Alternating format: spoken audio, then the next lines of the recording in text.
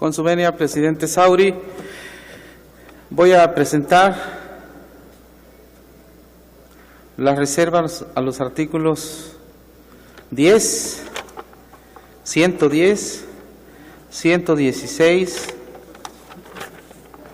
118, 119, 120, 357 de la Ley Orgánica del Poder Judicial de la Federación, del Código Federal de Procedimientos Civiles, y solo dejaré a salvo para una posterior exposición la relativa al 13º transitorio del dictamen. Entonces, diputado, dispone usted hasta de 10 minutos para su intervención. Me rayé.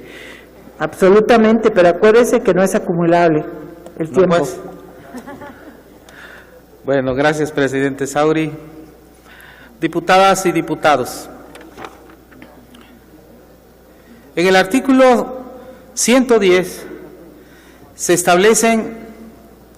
dice lo siguiente: serán causas de responsabilidad para las y los servidores públicos del Poder Judicial de la Federación, y luego ya sugiere 2 puntos para establecer lo que de la fracción primera a la 16 consideran como causas. Sin embargo, en ninguna de ellas está realmente una sanción de responsabilidad, y la propuesta es de que diga lo siguiente: serán causas de responsabilidad, y aquí sí las ponemos, de amonestación, de suspensión, destitución e inhabilitación para las y los servidores públicos del Poder Judicial de la Federación. Es decir, que de manera concreta ya se materializa cómo se debe de sancionar a los servidores públicos del Poder Judicial de la Federación, porque luego muchas veces remite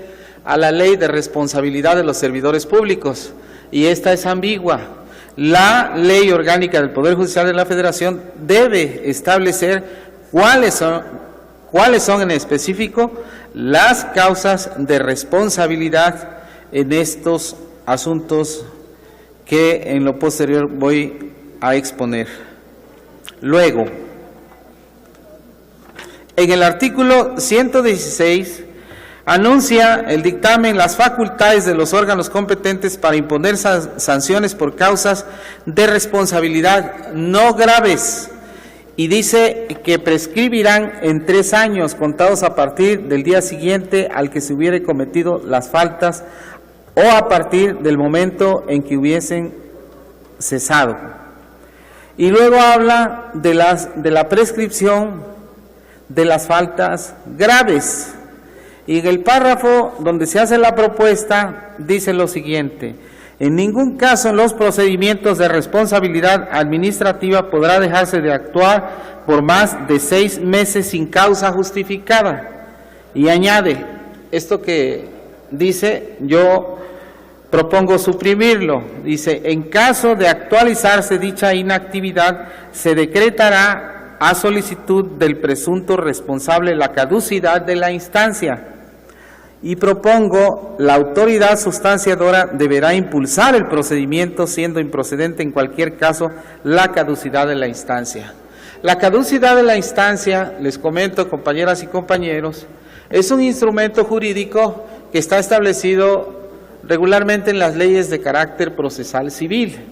Cuando las partes, se trata de derecho privado, cuando las partes ya no promueven en un expediente, pasa un tiempo determinado, por falta de interés jurídico de las partes, los jueces, los magistrados decretan la caducidad de la instancia, es decir, se hace caduco el juicio, el procedimiento, y se declara la caducidad de la instancia. En estos casos, nosotros, o bueno, un servidor considera que no debe operar la caducidad de la instancia, porque se trata de conductas indebidas, ilegales, de servidores públicos que deben tener autoridad moral para impartir justicia, y no podemos ponerle un plazo que porque a lo mejor le escondieron el expediente, o ya no vino por alguna razón el interesado, el denunciante, pues nada más pasa un cierto tiempo e inmediatamente el propio Poder Judicial de la Federación va a declarar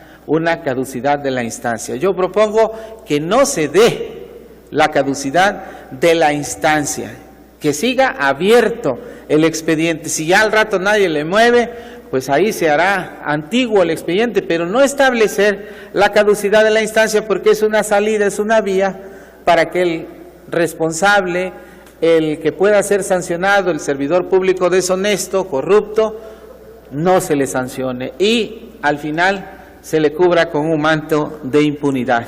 Por eso proponemos que no se establezca la caducidad de la instancia que viene en esta reforma, en esta nueva ley orgánica del Poder Judicial de la Federación, en el artículo 116.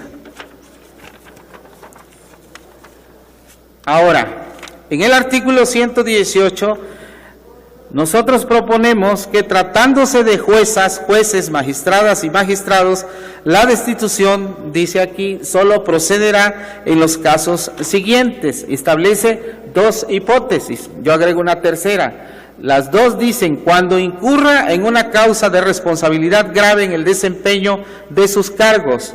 Y fracción 2, cuando reincidan en una causa de responsabilidad sin haber atendido a las observaciones o amonestaciones que les hagan por faltas a la moral o a la disciplina que deben guardar conforme a la ley y a los reglamentos respectivos. Es decir, que solamente en estos casos los podrán sancionar, en estas dos hipótesis, cuando exista una causa de responsabilidad grave en el desempeño de sus cargos o cuando reincidan en una causa de responsabilidad por algunas observaciones o amonestaciones, es decir, la menor. Y nosotros proponemos con mayor rigidez la fracción tercera que diga: cuando incurran en actos de corrupción, tráfico de influencias, nepotismo y acoso sexual, que es lo que se viene dando en el Poder Judicial de la Federación. Continúo con el artículo 119. Aquí proponemos que se suprima,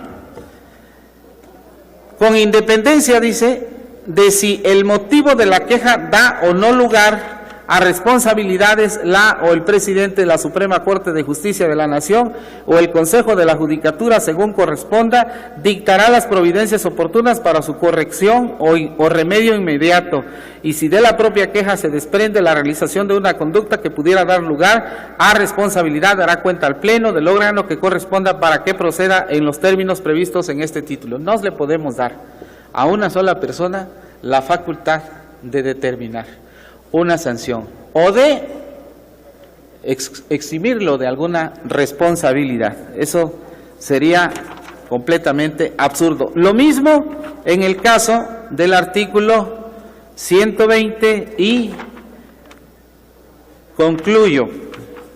En los casos de las fracciones, en el T57, en los casos de las fracciones 1 y 3 del artículo anterior, las sentencias causan ejecutoria por ministerio de la ley. En los casos de la fracción segunda se requiere declaración judicial, la que será hecha a petición de parte. La declaración se hará por el Tribunal Colegiado de Apelación en la resolución que declare desierto e ineficaz o sin materia.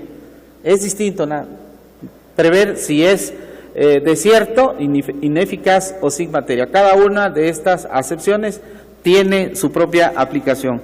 Finalmente, compañeras y compañeros, como ustedes ven, en este capítulo de las sanciones, pues está en realidad la sustancia para acabar con la corrupción del Poder Judicial de la Federación, en un solo capítulo. Si le ponemos los candados que yo mencioné desde que hicimos la reforma a la Constitución, que las pudiéramos establecer desde la Constitución, si no quedaron ahí, bueno, hay que ponerlas en las leyes secundarias, porque no hay medidas coercitivas debidamente establecidas en las leyes para la sanción de los servidores públicos del Poder Judicial de la Federación.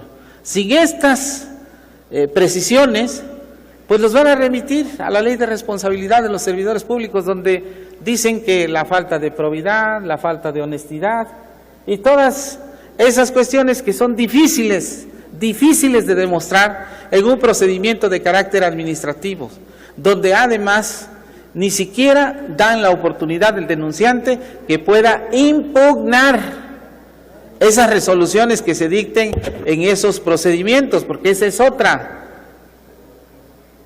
Hay aquí, en estas reservas que estoy presentando, el carácter de inatacables, inimpugnables, es decir, lo que aquí resuelven ya no se puede impugnar. Ese es un manto de impunidad que se brinda, o más bien se blinda el propio Poder Judicial de la Federación hacia sus servidores públicos.